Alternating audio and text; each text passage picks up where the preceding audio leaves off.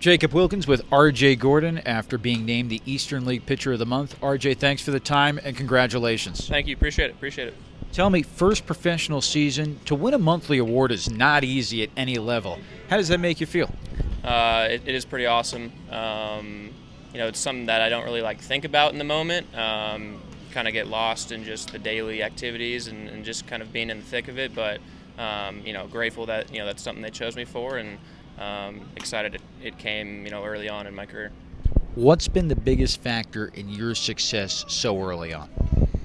Oh man, I think overall just the Mets department in general is so good at developing players. Everyone's so good at what they do. Dan could be a big league pitching coach right now on a different team, but he's in Double-A. It's pretty wild. So just kind of learning from everyone, players, staff, and just the way I grew up with how my parents raised me, and just kind of a combination of all that, I think just has helped my development. It's been awesome. What's the biggest thing your parents instilled in you growing up?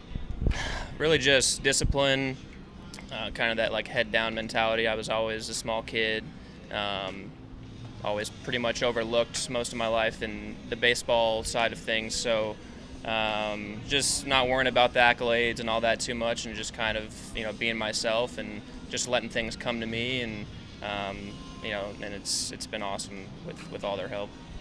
We're in a day and age where pitchers don't go that deep into games, even when they're having a good start. You've gone 7 innings 3 times already here in Binghamton.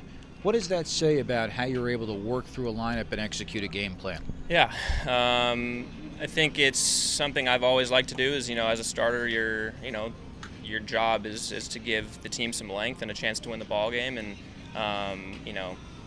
something that the Mets highly preach is just being in the zone as much as you can until you get to 2 strikes. The race to 2 strikes is what we call it. So just kind of fully embracing that, and it's worked obviously really well. And just kind of knowing where the game is going with guys not facing the lineup a third time through and such. If I can show that I can do that, maybe it adds some extra value to who I am as a pitcher. But overall, I try not to think about it. But obviously, I don't want to ever give Reed or whatever coach is taking me out of the game the ball until it's the 9th inning. That's kind of the way I approach it. You and Jonathan Santucci are buddies, and you've sort of played off each other.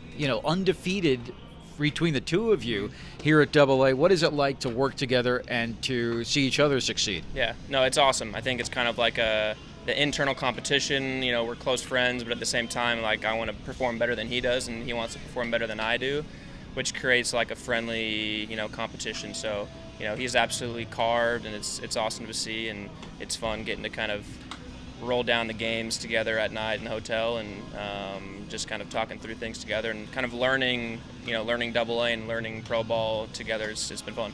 What have you learned most? What are those conversations like? Yeah, I think it's a lot of just kind of, I guess talking hitters, talking pitches. It's a little different him being lefty and me being righty, but more just kind of, we play catch mostly every day together. So, talking grips and just kind of breaking down everything. I can't really think of anything specific, but since we've been together since the draft, it's we know each other enough to kind of make tweaks or see things that maybe some other people won't.